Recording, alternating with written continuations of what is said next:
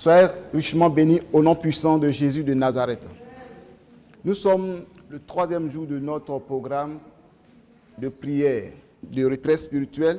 Comme je vous l'avais dit, que c'est un programme qui se déroule généralement sur la délivrance, le combat spirituel. Et ce programme-ci, le Seigneur a parlé avec moi parce que je lui ai posé la question pourquoi certaines personnes n'arrivent pas à rentrer dans leur grâce, dans leur bénédiction. Amen. En entendant,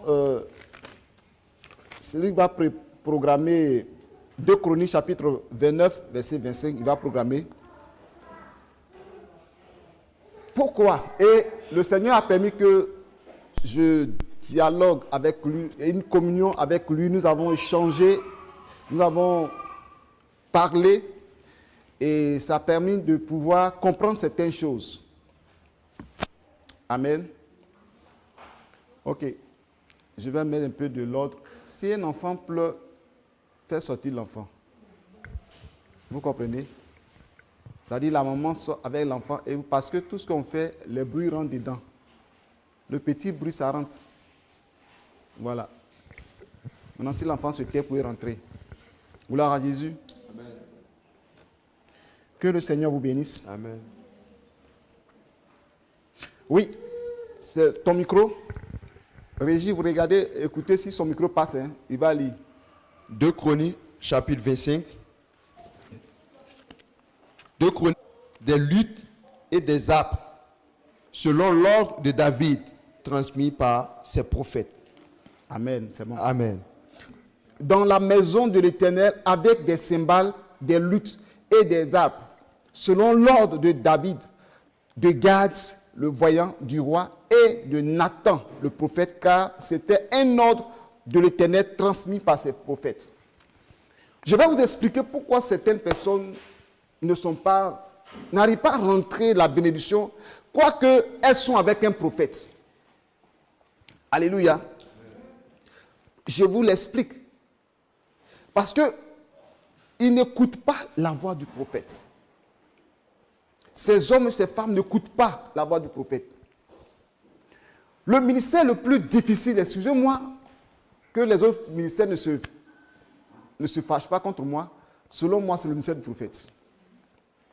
Amen. C'est le ministère le plus difficile. Parce que c'est un ministère, tu peux avoir la mort facilement. Quand toi-même tu désobéis. Mais le pasteur, c'est rare qu'un pasteur désobéit, Dieu frappe. Mais quand un prophète désobéit, il va mourir tout de suite. Donc c'est pourquoi ceux qui sont avec lui doivent aussi rester dans l'obéissance. Amen. Alléluia. Amen. Et si tu ne restes pas dans l'obéissance, tu rentres dans un système de désobéissance. Et tu peux ne pas voir ta bénédiction. Tu peux ne pas voir la gloire de Dieu sur ta vie. Amen. Amen. Pourquoi Abraham a été béni? Abraham a été béni parce que Dieu lui a dit, quitte la maison de ton père, ta patrie, ton pays, et va dans le pays que je te montrerai. Sans connaître, je te montrerai, c'est dans le futur. Hein. Mais Abraham s'est levé, il est parti dans l'obéissance. Et tout ce que Dieu disait à Abraham respectait. Dieu dit, prends ton fils, ton unique, fais sacrifice. Il a obéi. Voici un prophète dans la Bible, dans 1 roi 13, que Dieu lui a dit d'aller détruire les autels. S'il va, le chemin qu'il a pris, qu'il ne reprenne plus le même, qu'il ne revienne plus sur le même chemin, et qu'il ne mange pas. Il a obéi d'abord, l'autel a été détruit. En retour, il a changé de route. Mais un autre prophète l'a trahi, a menti, et automatiquement, il a mangé, il a été dévoré par un lion. Gloire à Jésus. Amen. Et quand tu es avec un prophète, il faut obéir. Ça, j'ai toujours parlé de ça. C'est l'obéissance. Ça veut dire que quand on te dit mets ce pot ici, il faut mettre ce pot ici, tu mets. Mais la justification là, ça gâte tout. Gloire à Jésus. Vous voyez ce qui a fait le chef de Géasi, Naaman, qui a failli ne pas être guéri. Quand le prophète lui a dit, dites à Naaman qu'il plonge 7 fois dans le Jourdain. 7 fois il plonge dans le Jourdain, il sera guéri. Mais lui, il est arrivé là, il dit, mais pourquoi il y a l'eau chez lui là-bas, et les eaux qui sont là-bas sont plus propres que le Jourdain? Il a même cité 3 eaux. L'Abana, le Papa, il a cité tous ces eaux-là. Que là-bas, là, c'est plus propre. Et d'ailleurs, il a besoin de se déplacer pour venir plonger dans l'eau là. Et il était fâché, il partait chez lui. Ce sont ses serviteurs qui lui ont dit non, il faut le faire, ce n'est pas difficile. Et quel sujet tu as fait que ça n'a pas marché, nous-mêmes on va voir l'affaire de ce prophète-là. Et quand il a plongé 7 fois, il a été guéri. Donc ce qui fait qu'il n'y a pas d'obéissance dans le ministère prophétique. Si tu vis avec un prophète, que tu veux voir la gloire de Dieu, il faut obéir. Souvent à la retraite ici, j'ai toujours dit que, souvent quand on venait à la retraite, jusqu'à ce que le programme ne finisse, en tout cas, concentre-toi, dispose ton esprit. Mais je vois qu'il y a des... Ce programme n'est pas plus, c'est lui qui veut... C'est là où vous causez, vous avez causerie. On vous a donné, le prophète vous a donné les consignes. Est-ce que vous savez que dans certains programmes, même, on téléphone même, on ne te permet même pas. Dans certains camps de prière. On ne te permet même pas le téléphone. Tu arrives là même, tu es fermé, on dépose tout. Parce que tu ne peux pas venir à un programme, tu retournes, non, et on est parti, je n'ai rien vu. Tu n'as rien vu, mais le temps que tu as pris pour causer là, tu vas voir quoi? Tu vas voir quoi? C'est l'obéissance. J'étais en train de prier ce que Dieu m'a dit. C'est pourquoi cette fois-ci, je n'ai pas parlé à quelqu'un. Je vous ai toujours dit que quand tu viens à une retraite spirituelle, tu es concentré sur toi-même. L'homme de Dieu dont j'avais parlé à un programme là, l'homme de Dieu, nous avait fait 12 jours, 6 adultes, mais lui l'a fait à haut.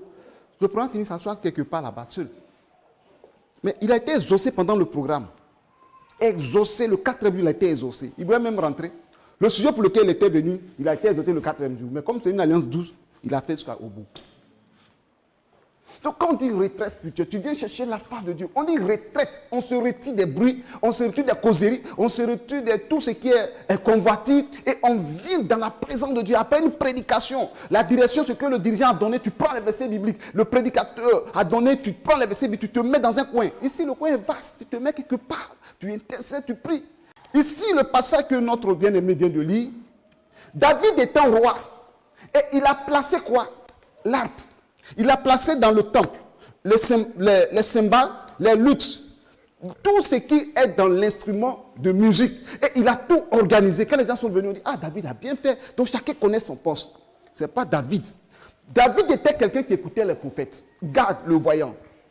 Nathan le prophète. Il les écoutait. Et la parole de Dieu dit que, car c'était une note de l'Éternel transmise par ses prophètes. Donc David, vous savez, c'est le seul roi qui a reçu sa royauté à 100%, réussite totale, avec pureté, sans adorer fétiche. Son fils a dérapé. Beaucoup de rois en Israël ont dérapé. Mais pourquoi? Parce qu'il était le seul qui écoutait les prophètes. Il ne peut pas aller en guerre sans consulter un prophète. Il ne peut pas faire quoi que ce soit quand consulter Dieu par un prophète. Même s'il voit que son armée est puissante, il va consulter le prophète. Est-ce qu'on peut partir? Mais le roi Saül voit le nombre de son armée. Je dois regarder le nombre de son armée. Mais consulte le prophète. Gloire à Jésus. Si tu consultes le prophète, tu vas voir la gloire de Dieu. Et quand le prophète aussi te donne l'orientation, il faut obéir. Gloire à Jésus. Est-ce que vous, dans le monde spirituel, est-ce que vous savez que souvent, quelqu'un peut connaître ce qui est dans ton cœur, connaître ton sujet de prière, ce que tu désires par vos échanges de causerie. Dans vos échanges de causerie, les gens peuvent savoir. Si le prophète n'a pas révélé que Dieu lui a dit de ne pas manger, le vieux prophète n'a pas trahi, n'a pas menti.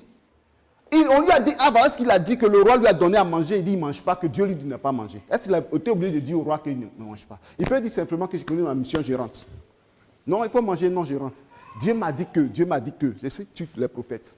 Parce que tellement qu'on veut faire comprendre aux gens, on est obligé d'expliquer ce que Dieu nous a dit. On a dit que voilà ce que Dieu nous a dit, donc tu ne dois pas faire ça. C'est-à-dire tout ce qu'on va dire, les gens veulent attendre qu'on sorte de nos bouches, c'est Dieu qui m'a révélé. On n'a pas besoin de dire que c'est Dieu qui m'a révélé. On ne peut pas, on dit aux chants, venez chanter. Avant de venir, prenez un moment de prière, prenez un moment de jeûne.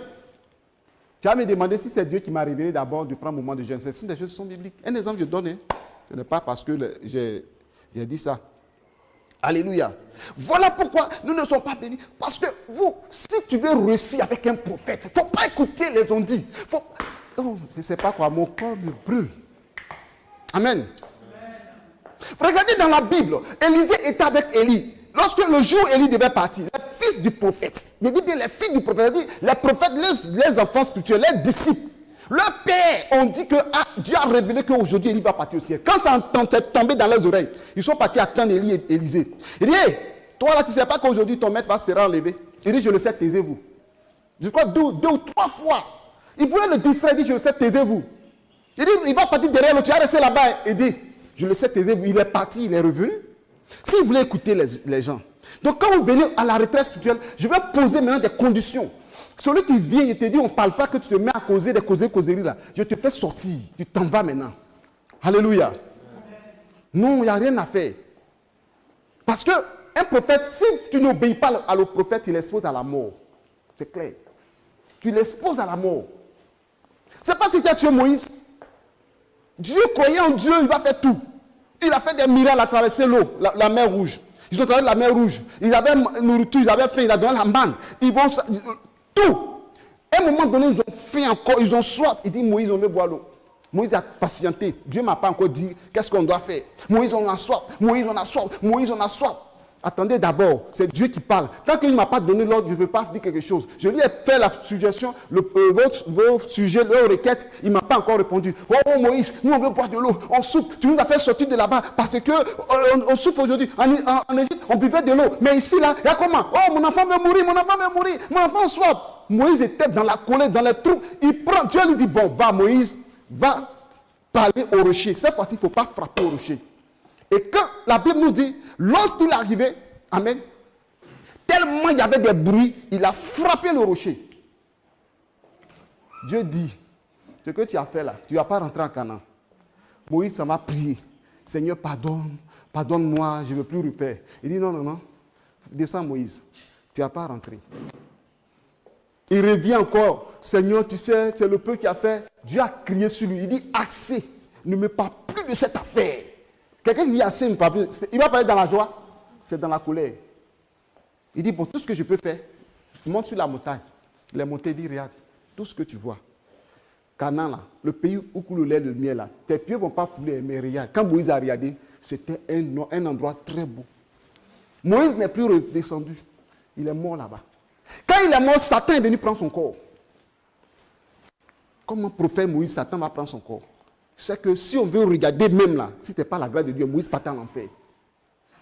Moïse partait en enfer parce qu'il a désobéi. La désobéissance est aussi coupable que la divination. C'est ce que nous dit la Bible. Alléluia. Vous aimez trop désobéir. Vous aimez trop désobéir. Parce que le prophète, il peut rester dedans dans la chambre haute, il est là-bas. L'esprit veut lui donner un message. Il dit, telle soeur qui est assise au coin de la... Voilà son message. C'est tout. Si vous voulez causer après le programme, vous pouvez causer. Mon Dieu a une retraite spirituelle. Même si vous venez de la même maison, vous devez, chacun doit rester dans son chacun. Alléluia. Je ne me suis pas plaint par rapport aux enfants. Parce que le mec qui vient là, ce n'est pas où garder les enfants, mais je ne suis pas plaint. Mais ce que je ne peux pas accepter, c'est que vous, les grandes personnes, vous vous mettez à causer, vous causez de quoi? Vous ne savez pas qu'entre vous-même là, vous venez au programme spirituel là, ce n'est pas pour la délivrance, pas pour la bénédiction. Mais si il y a des choses qui t'ont bloqué dans ta vie, c'est qu'il y a un démon derrière toi. Il y a les sorciers derrière toi. Et puis toi, tu viens associer de nos familles. Maintenant que vous êtes en train de causer, là, ils se mettent ensemble et puis ils vont bien te lier encore davantage. Continuez de causer comme ça. Alléluia. On vient, c'est chacun pour chacun. Tu restes dans ton coin, tu jeûnes, tu pries, tu as pris ta Bible, tu écoutes ton message. Si c'est écouteur, tu écoutes et tu sors. L'homme de Dieu, Dieu lui parle, il te donne un message. Il proclame, Dieu manifeste sa gloire. Toi, tu te retournes avec la gloire de Dieu. Dans les causeries, on pêche. La Bible déclare que la bouche lui parle beaucoup là. Il pêche. Elle pêche pour tout. Mais toi, tu te lèves là, tu vas pêcher. Alors que tu es venu chercher la face de Dieu. J'étais dedans, c'est le message en communion, le Seigneur m'a dit. Il dit, dis à ce peuple, que ça, cette fois je dis ça en direct, hein, parce qu'il y a des gens qui vont venir plus tard aussi dans les retraites.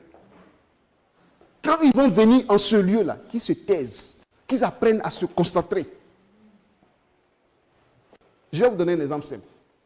Simple, quand vous partez à l'hôpital, à